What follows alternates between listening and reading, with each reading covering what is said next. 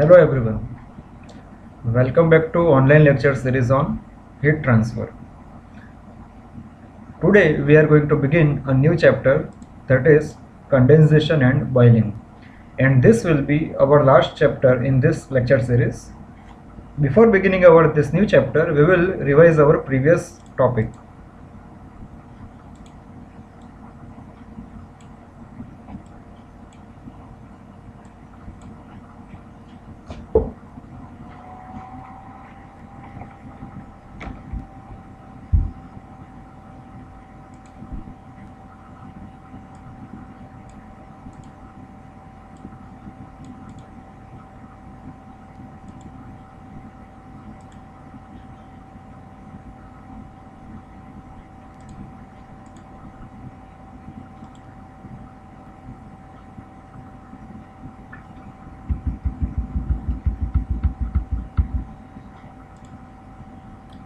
So we began with effectiveness and number of transfer units, in which we showed that LMTD approach is not very useful because the exit temperatures of hot fluid and cold fluid are actually not available, and to obtain them with these equations requires so much of time and effort.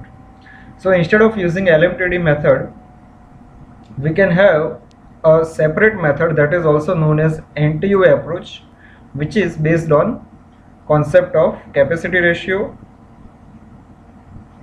effectiveness and number of transfer units. So here we defined capacity ratio as the ratio of minimum to maximum capacity rate, in which the capacity rate is defined as mass into specific heat. And here the relative temperature change of two fluids is inversely related to their respective capacity rates, that is capital C is inversely proportional to delta T. Then we define the heat exchanger effectiveness, in which it is the ratio of actual heat transfer to the maximum possible heat transfer, and the maximum available temperature difference is TH1 minus TC1. And here the effectiveness with respect to hot fluid is defined in this way, and for cold fluid it can be defined in this way. So the effectiveness ultimately is the ratio of temperature change of fluid with smaller heat capacity to the maximum temperature difference available in the heat exchanger. Now number of transfer unit is the measure of size of heat exchanger, and it provides some indication of size of heat exchanger, and it is defined as this formula, that is UA upon MC, depending on the particular fluid. And here we derived the effectiveness for parallel flow heat exchanger in this way. The next was effectiveness for counter flow heat exchanger.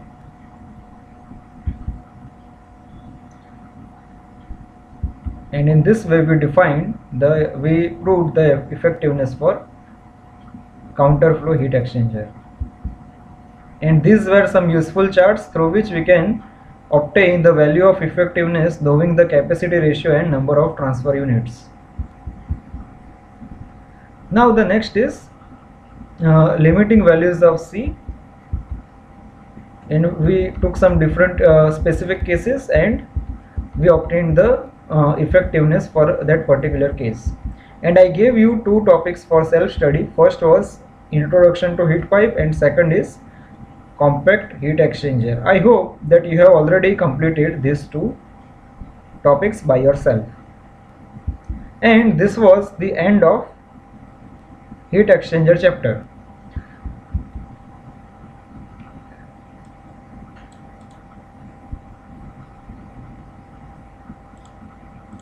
And now we will be beginning our new and last chapter, that is condensation and boiling. So let's begin.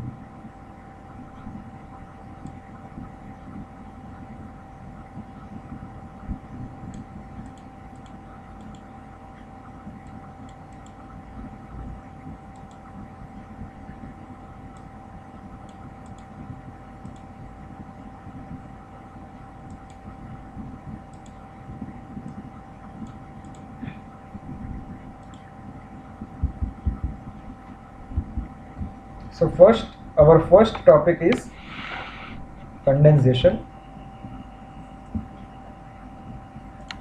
We all know the meaning of condensation, that is a fluid that which is in gaseous or vapor phase changes to liquid state with the liberation of heat from the vapor. So ultimately this is a simply we know this to be a conversion of vapor into liquid, and we have some liberation of heat, that is we obtain some heat or heat is rejected during this process. Okay.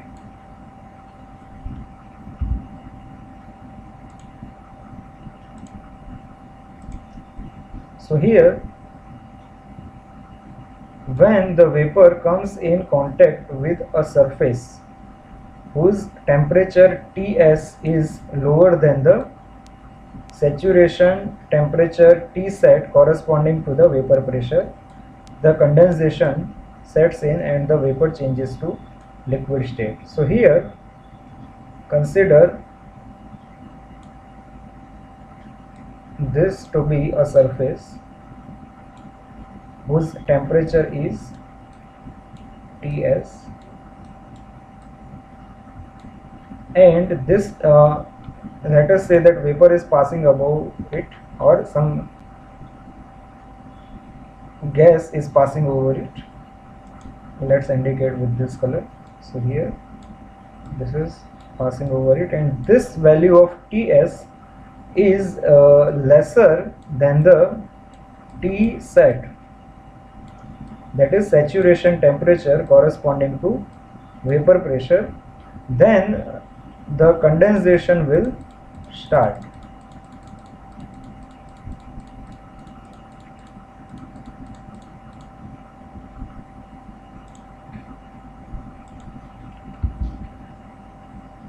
Now the condensation of vapor liberates latent heat, obviously, because the phase change has a rejection of latent heat in case of condensation. So there is a heat flow to the surface, and the liquid condensate may be subcooled by contact with the cooled surface, and that may eventually result in more vapor to condensate on the exposed area.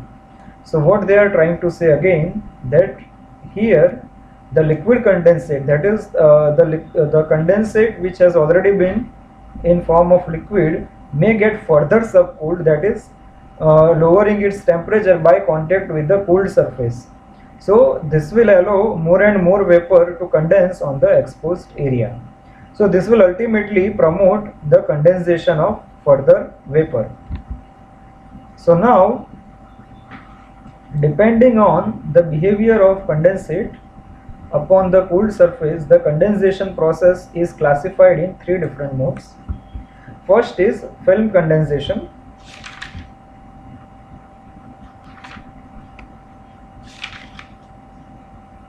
Here there is a correction.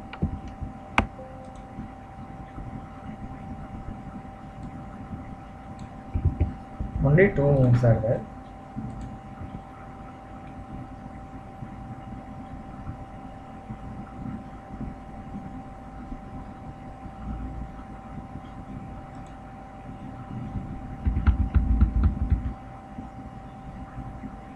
So first is film condensation. So let me first erase my the previous work.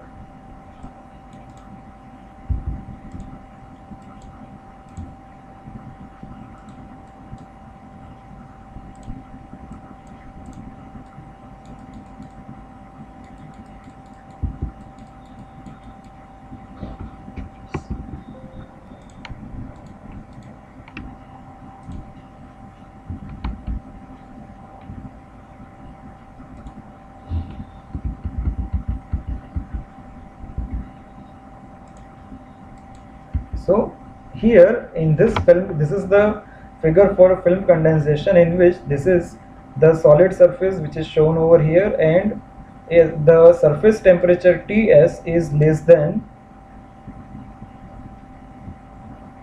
the saturation temperature, and here the vapor temperature is more than the saturation temperature. So now here the liquid condensate wets the solid surface. The liquid condensate wets the solid surface because of the particles will be in contact with this surface, so it will get wet. Now it spreads out and forms a continuous film over the entire surface, and that can be visible with these arrows. So here it is creating a continuous film. Now here the liquid flows down over the cooling surface because of gravity. That can be easily seen in the figure, that the liquid flows down the cooling surface under the action of gravity, and the layer continuously grows. The film layer continuously grows in thickness because of newly condensed vapor. So because of gravity, the condensate keeps on moving down, and in the empty space again the new vapor will get condensed. So this layer will keep on growing, and the continuous film offers a thermal resistance and restricts further transfer of heat between vapor and surface.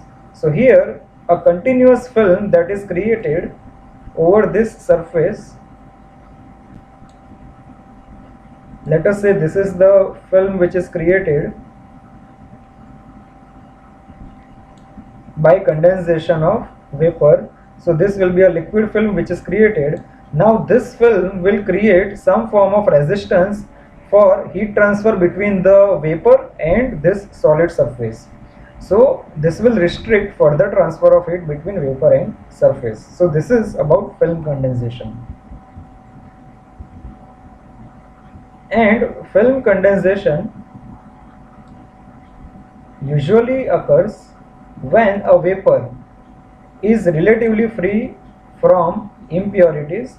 So the vapor is pure and is allowed to condense on a clean surface. So these are two conditions, that the surface has to be clean and the vapor should not have any form of impurities inside it. Now this is the second category of condensation, which is known as drop-wise condensation. So here the liquid condensate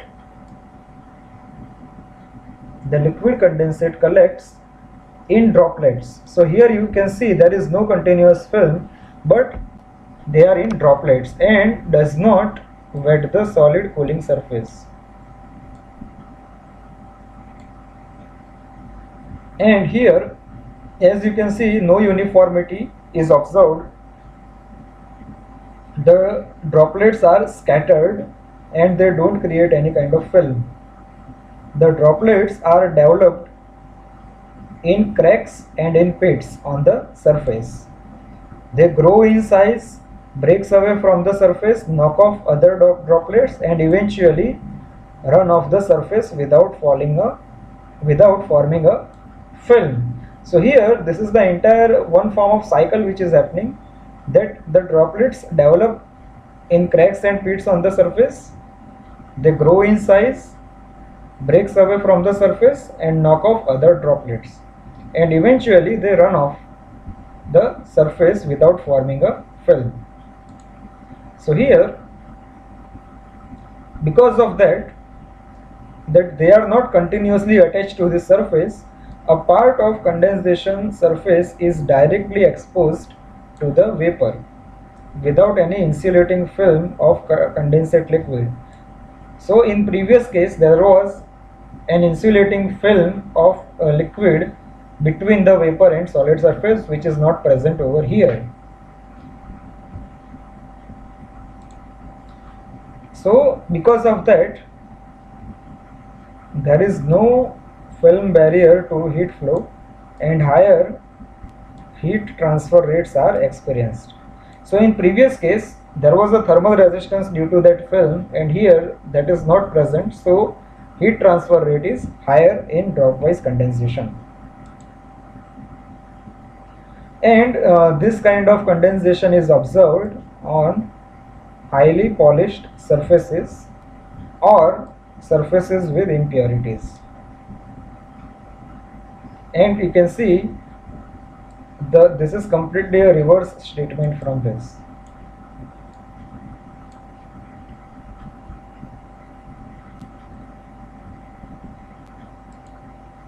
And here it gives 5 to 10 times larger heat transfer coefficient than the former. So in comparison with film wise condensation, drop wise condensation gives 5 to 10 times higher heat transfer coefficient.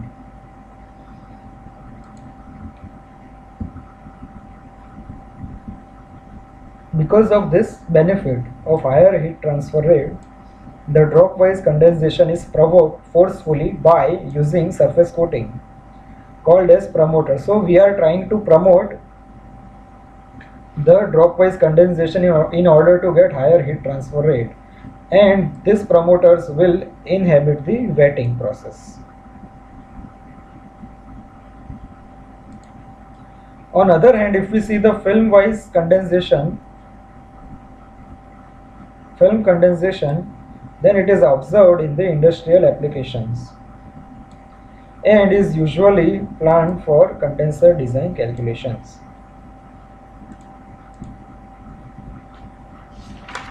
Now we will discuss about laminar film condensation on a vertical plate.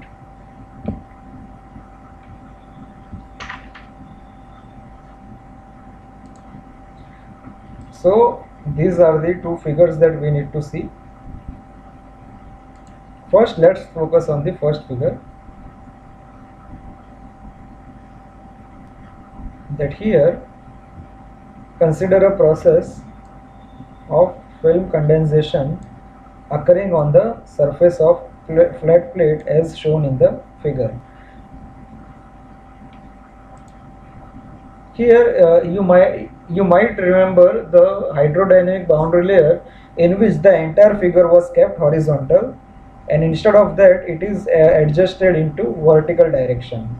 So here the coordinate axis of system have been chosen that the point O, that is origin over here,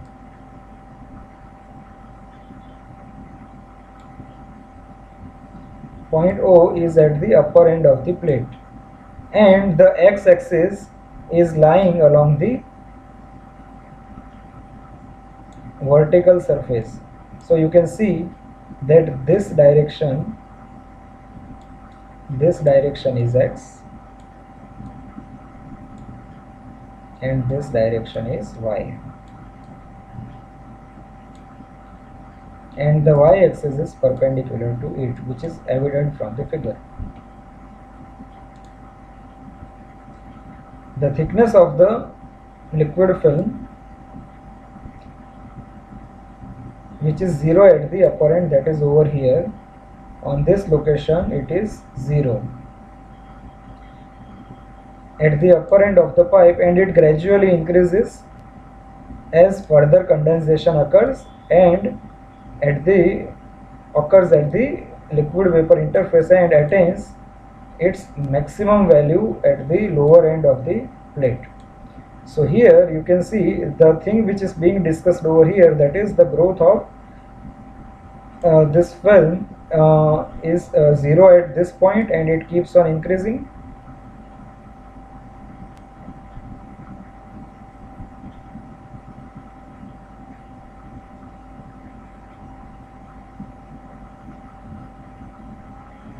And here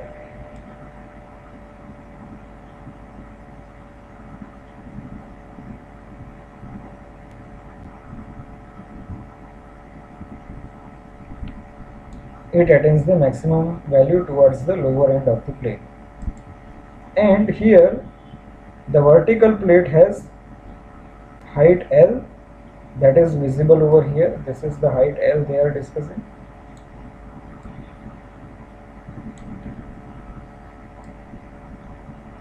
Width B, and delta denotes the width B is not visible in this figure because it will be perpendicular to the plane of viewing, and the thickness of the film denotes delta at the distance x from the origin.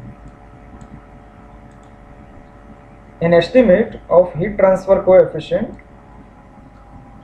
for the liquid film can be made by setting up the expression for velocity distribution, the mass flow rate and heat flux through the layer. So we will do this with the help of our second figure. So here if we focus, so what we have done here, that we have taken an elementary area which is having dimensions dx and dy, and it is at the distance of y. So here this is the force balance, in which here we are having viscous forces present over here,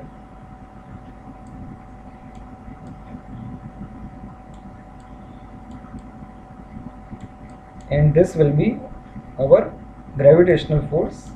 Here we are having mass and heat balance, that here from the top it is m, and here m plus dm, and here we are having dq as hfg dm because of the condensation. So we are having latent heat of condensation hfg, and here we are having convective heat transfer like this. And for this delta thickness, it is also based on the Fourier's law. So we will see this again while our derivation.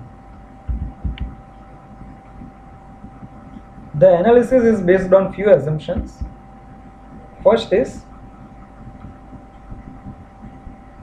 the liquid film is in good thermal contact with the cooling surface, and therefore the temperature at inside film is the temperature at the inside of the film is taken equal to the surface temperature, and further the temperature at the outer surface of the film, that is at the interface of liquid and vapor, is equal to the saturation temperature at the prevailing pressure.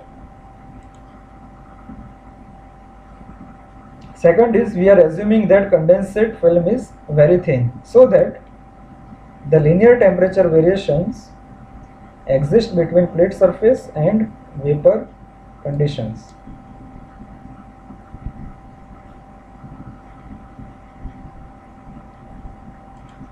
Next is, the physical parameters like thermal conductivity, viscosity, density are independent of the temperature. Vapor density is small compared to the condensate, and this is the obvious fact that the density of gas will be lower than the density of liquid. So the same logic applies over here also. The vapor delivers only latent heat, so purely condensation is happening, and that the heat flow occurs across the plate is only by conduction.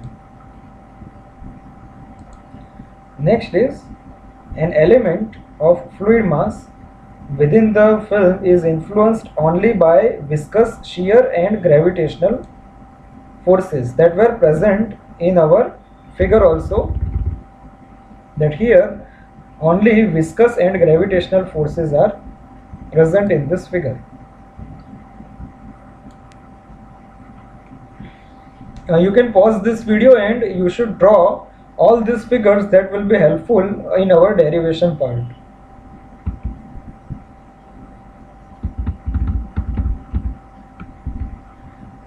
The forces of inertia appearing in the condensate film are disregarded. So inertial forces are not considered here. There is no velocity gradient at the liquid vapor interface, and obviously the viscous shear at the physical interface is negligible. The next is the condensing vapor is entirely clean and free from gases. So this will prevent the dropwise condensation, and it is free from gases, air and non-condensing impurities. Drainage of condensate film along the vertical surface is by the action of gravity and through a laminar motion. So here, if you see in this figure, the drainage of this liquid will be only due to gravity, and it will be a laminar flow.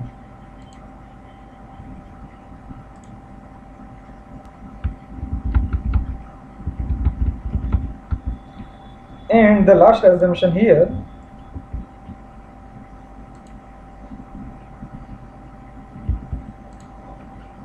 is that the radiation, there are few things which will be negligibly small, that is the radiation between the vapor and the liquid film, the horizontal component of velocity at any point in the liquid film, and the curvature of film are considered to be negligibly small.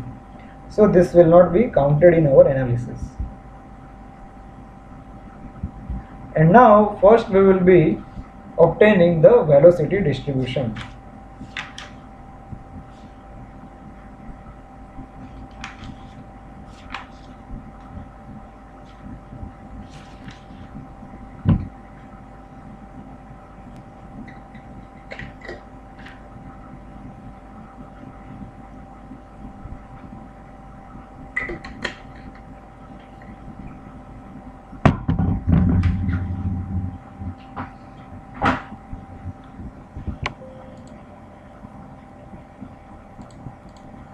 Let me see if we can copy this.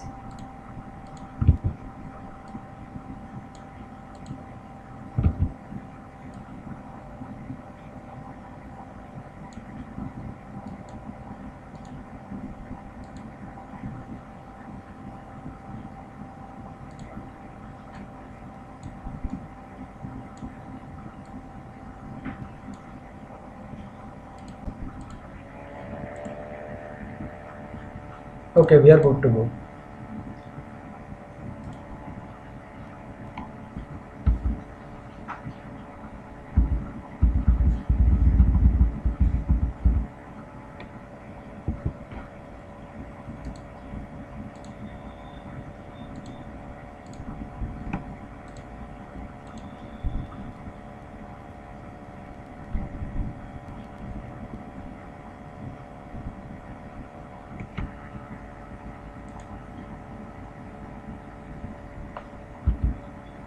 So our first point is velocity distribution.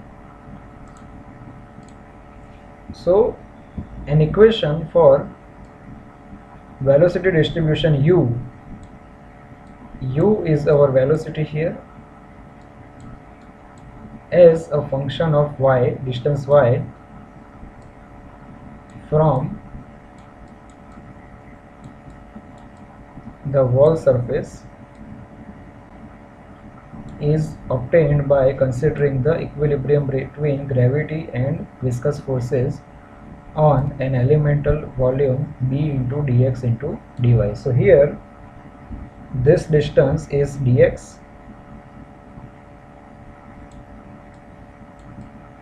this distance is dy, and the value of b, which is not visible in this viewing plane because it will be perpendicular to it. So here the elementary volume will be dv is equal to b, which is width, into the elementary area dx into dy. So gravitational forces is given by this, because W is equal to, if we see our standard notation, m into g, and instead of m here we have written rho v g. So now the viscous shearing stress on the element phase y at y is given by this formula. This is our standard mu into du by dy, and the change in shearing stress. The change in shearing stress in distance dy is given by this, that is d by dy into this here. So we are getting this formula finally. So this is the change which is happening. So if you see here, this is our shear force, which is tau into A, and here it is the modified value of tau y plus dy into A.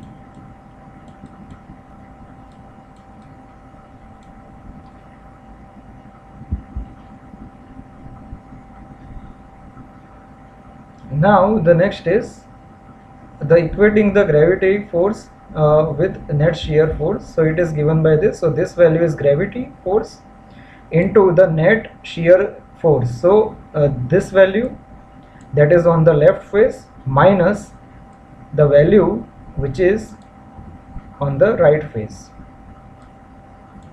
So this will give us the net value, and if you see carefully, this will get eliminated because of the minus sign, and b into the other terms will get eliminated, that you can do it by yourself, and finally you will be obtaining this relationship, that is d2y upon dy square is equal to minus rho g upon mu. And integrating this equation twice, we will be obtaining this formula. See, we will not be doing this integration in this lecture because it is quite straightforward to do this by yourself. So we will not spend our time in simple integrations. So I hope that you will be obtaining this by yourself. We will be integrating it twice with respect to y. And here we have the values, constants of integration as C1 and C2. So here we need to obtain these values, and we require boundary conditions for this. So for that, the relevant boundary conditions are this, that at y equal to 0, u will be 0, and at y equal to delta, du upon dy will be 0. So these are similar to our boundary conditions used in hydrodynamic boundary layer. So when we apply these boundary conditions, we will be obtaining these values of C1 and C2. So this is also your part of self-study. Do by yourself.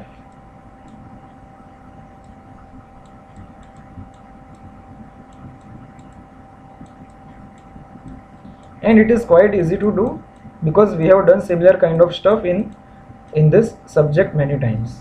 So here the velocity distribution through the film is prescribed by the following parabolic relation. So once you put these two values C1 and C2 into our this equation, where here when you put C1 and C2 values in this equation, finally we will be getting this parabolic relation, that is u is equal to rho g upon mu delta y minus y square by 2.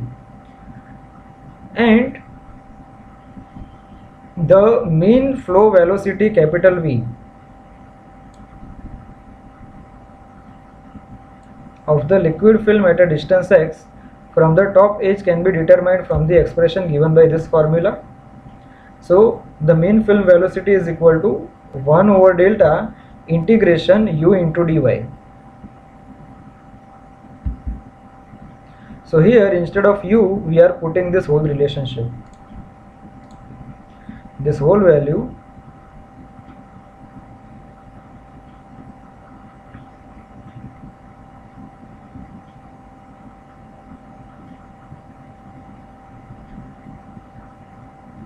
is being put over here. And once we integrate this, we will be obtaining this relationship for mean flow velocity, that is shown over here. The next is mass flow rate.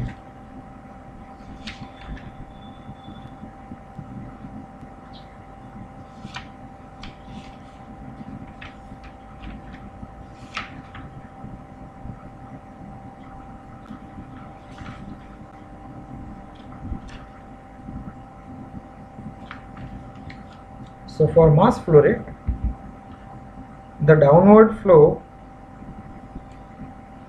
of liquid at any elevation x is given by this formula. M is equal to rho AV, which we already know, and here rho is as it is. Instead of A, we are putting B into delta T. So instead of area, we can equate it with B into delta.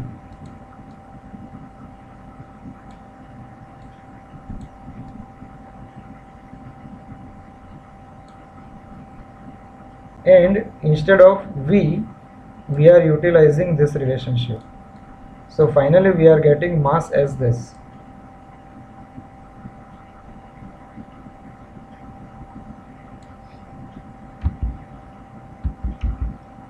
And now the mass flow is function of x. As we can see that mass will be function of x. This is so because the film's thickness delta is essentially dependent of x. So here if you see, we will revisit this part, that here m is proportional to delta square. So as delta is function of x, we can say that mass is also function of x, and the same statement is written over there also.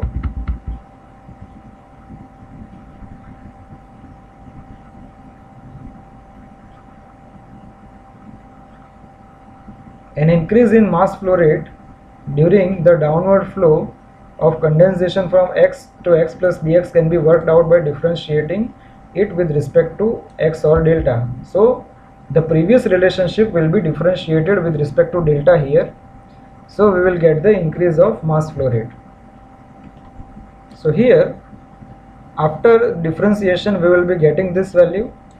You can check it by yourself.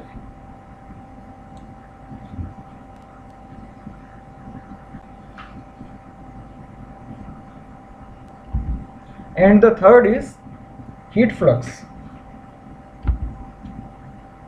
So the heat flow rate into the film dq equals to rate of energy release due to condensation at the surface.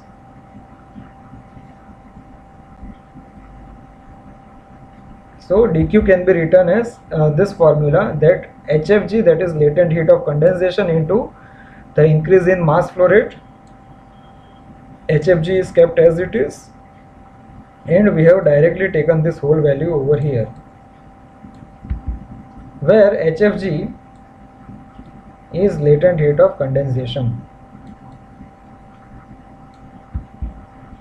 And here Nusselt presumed that the heat released during condensation flows only by conduction through a film. So we can instead of dq, we can also write down this Fourier's law, that is k into a divided by delta into delta t. So we can equate this to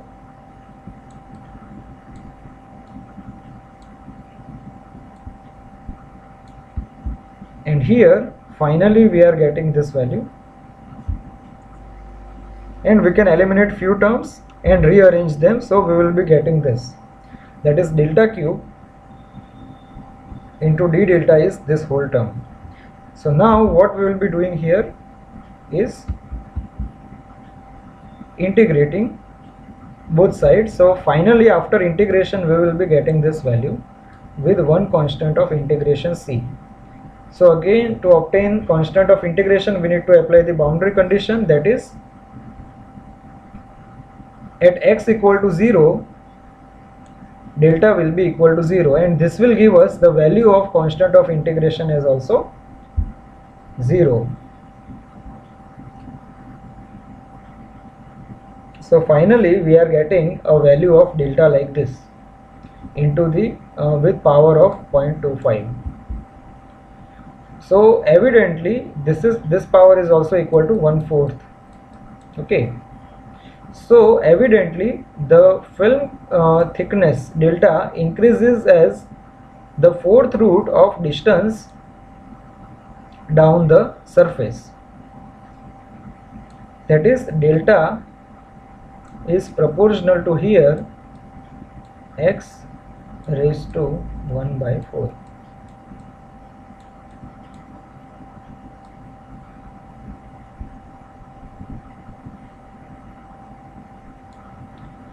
The increase is rather rapid at the upper end of the vertical surface and slow thereafter.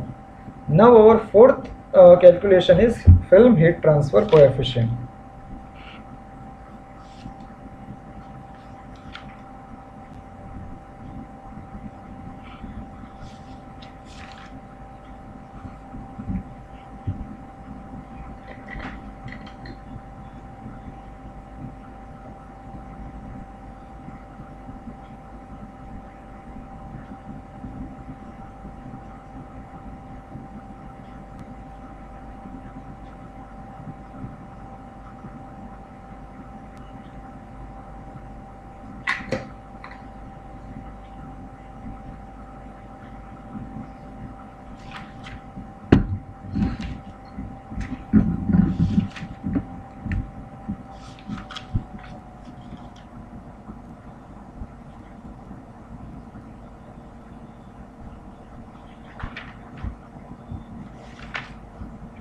So here Nusselt presumed that the heat flow from the vapor to surface is by conduction through liquid film, that is Q is equal to this formula, Fourier's law, and the heat flow can also be expressed in this way, that is based on the Newton's law of cooling, H A delta T. So here HS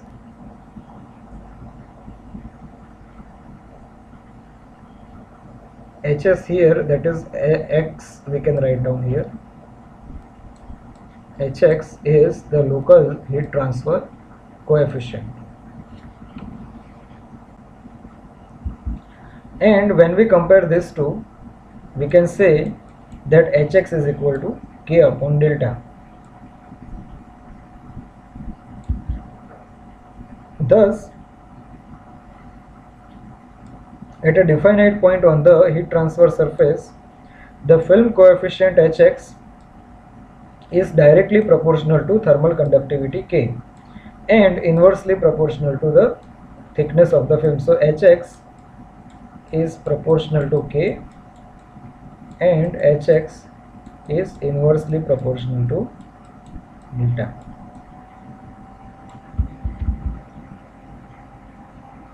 Now substituting the value of film thickness delta, we can obtain this relation. So from where it has come? Because here we have utilized this formula,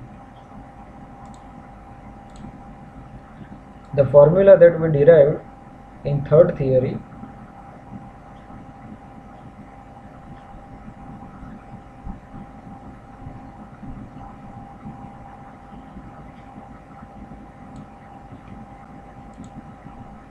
And so we are putting the entire value over here in this delta. So we will be getting the value of Hx. And now the local transfer coefficient at lower edge of the plate can be obtained as x equal to L. So instead of x we can simply put L. The remaining things are as it is. By equating the local value of conductance over the entire length of the plate, we can get the average value of heat transfer coefficient. So here let's obtain that average value by integrating in this way, that h bar is equal to 1 over L integration 0 to 1 Hx dx.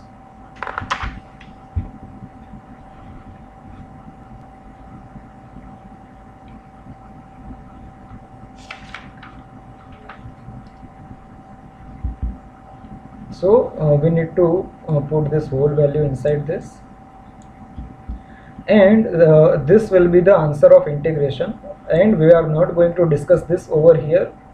You should do this as a part of self-study because it is only mathematical formulation. Self-study part is this, the different integration of this formula. Okay, so this is the answer that you will obtain, and if you see the bracket is same as HL, so H bar is equal to 4 by 3 HL, where HL is the local heat transfer coefficient at the lower edge of the plate.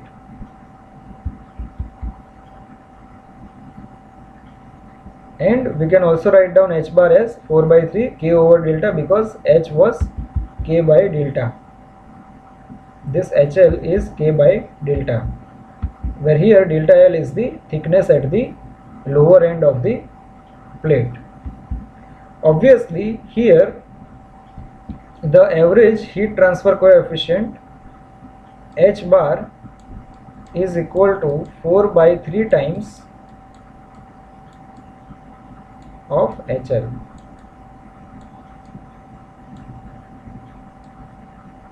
At the trailing edge of the plate.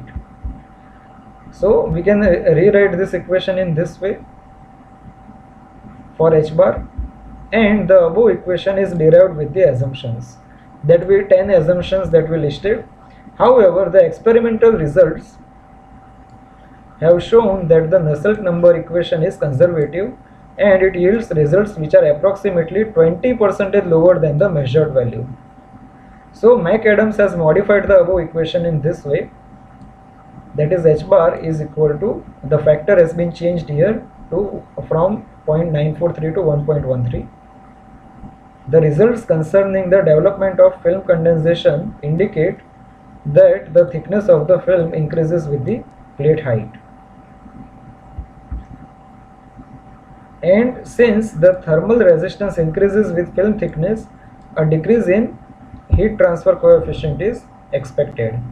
So as the film thickness grows, the lower will be the heat transfer coefficient.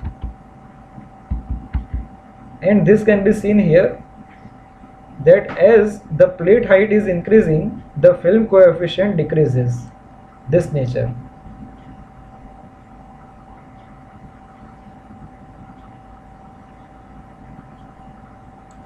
And here, regarding the film thickness, as the plate height is increasing, the film thickness is also increasing.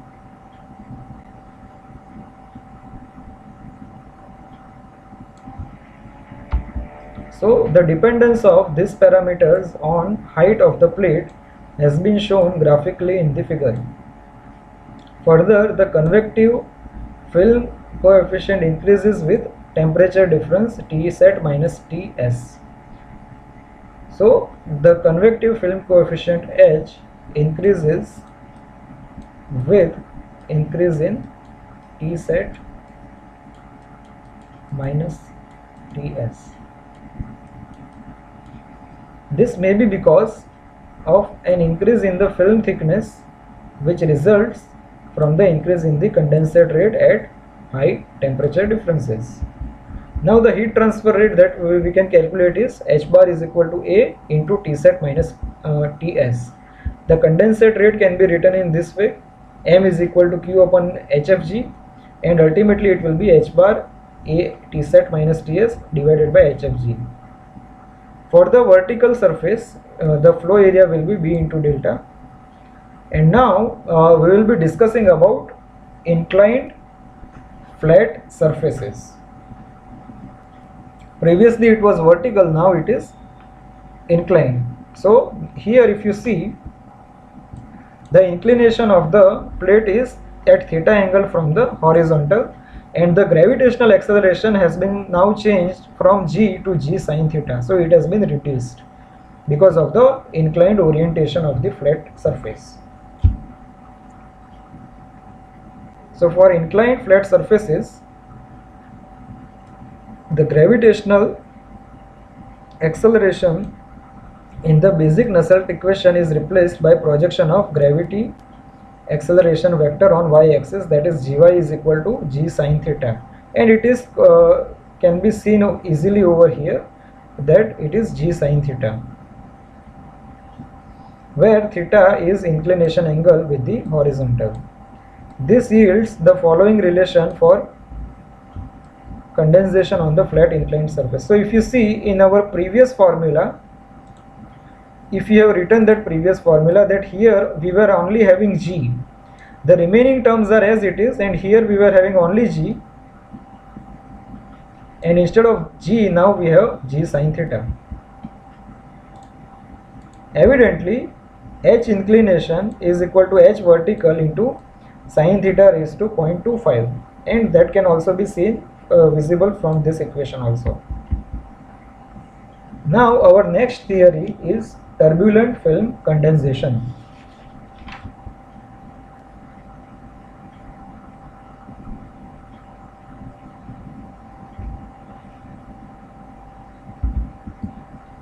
So here previously we were having laminar film condensation, and this topic is turbulent film condensation. So here this is the beginning of origin here, condensation surface is this, and initially it is having laminar flow, then undulating, that is transition flow, and then we are having turbulent film. So here the character of condensate film can range from laminar to highly turbulent. The liquid flows in laminar film at upper end of the plate, then it becomes undulating, that is transitional in the middle section, and finally flows in the turbulent state.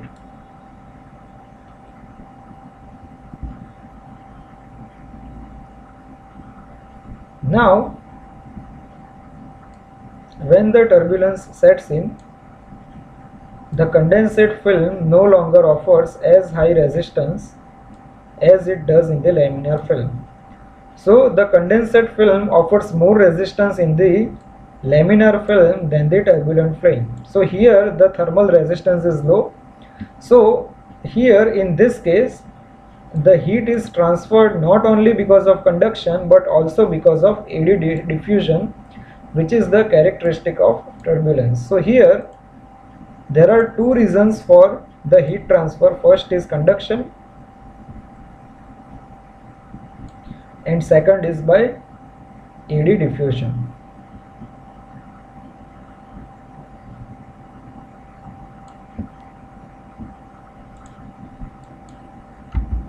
Obviously the turbulent condensate film results in increased convection coefficient.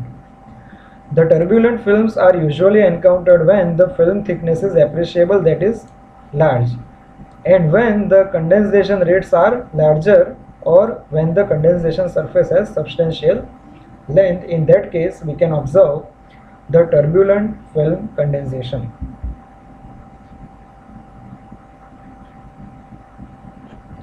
The parameter which is indicating the commencement of turbulent flow is the Reynolds number, which we have already studied in the boundary layer phenomena, that Re is equal to V into D equivalent rho by mu, where the characteristic length is the equivalent diameter, D equivalent is equal to 4A upon P.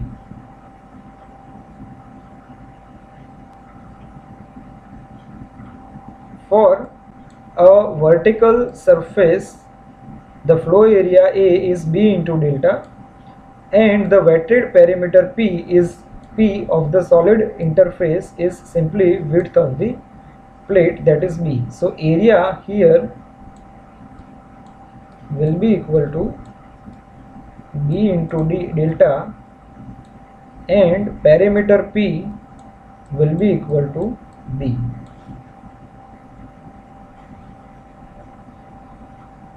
So this will give us D equivalent as 4A upon P, which is equal to 4B into delta upon P. So finally we are getting D equivalent as 4 delta, and we can put this value in Reynolds number equation where Reynolds number is V D equivalent rho upon mu. So instead of D equivalent, we are putting 4 into delta.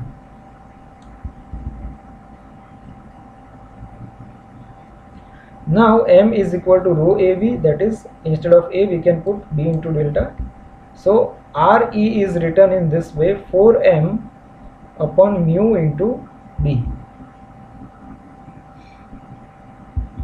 So it is based on this formula.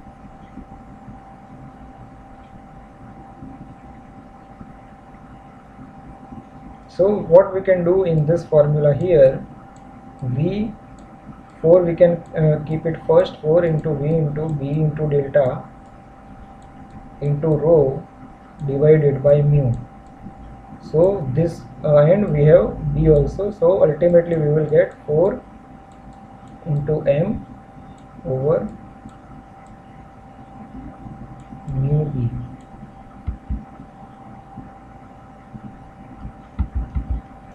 So we have obtained this, and expressing the mass flow rate M in terms of heat transfer. So we have already seen this, Q upon HFG is equal to H bar A into T set minus Ts upon HFG. So we can get RE value as this. So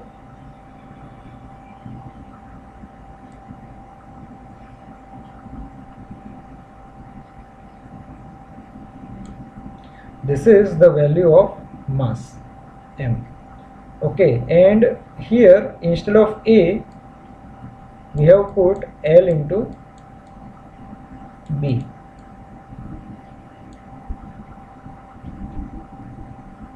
So once you put L into B, you will obtain this. The transition from laminar to turbulent flow occurs at the critical Reynolds number of 1800. For the turbulent film, the condensation on the vertical surfaces, Kirkbride has suggested the following correlation for average heat transfer coefficient.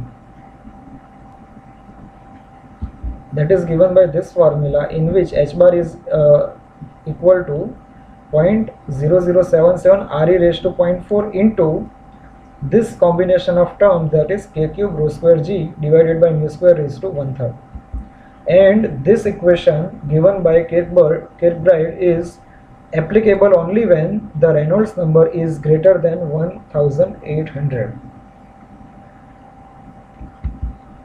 So here the next topic is convective coefficient for film condensation on the tubes. So we will obtain the various convective coefficients, and we will take this topic in our next lecture. So first, let's quickly revise the topics that we have done today. Today was the first lecture on boiling and condensation. We started with what is condensation. We have two categories of condensation. First is film condensation and second is dropwise condensation. Film condensation occurs when we have vapor free from impurities and with a clean surface, and exactly opposite on dropwise condensation, where polished surface or surface with impurities will give us dropwise condensation. And in dropwise condensation we can get higher heat transfer rate. Then we started with laminar film condensation on vertical plate, and it is quite similar to our hydrodynamic boundary layer also. These are all assumptions that Nusselt has made for deriving the equations. First we begin with velocity distribution.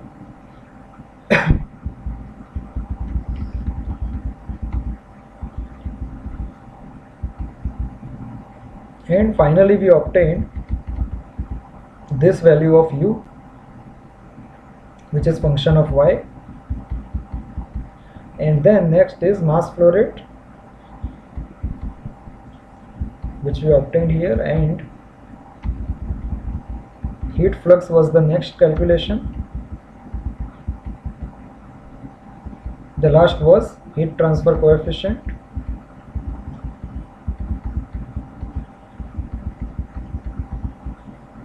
and average value is 4 by 3 times of the local value for heat transfer coefficient. Here we also saw that a variation in film thickness and film coefficient with respect to plate height for also inclined surface. And last was turbulent film condensation, where we obtained this value of h bar. So here we are ending this lecture. Thank you for watching this video.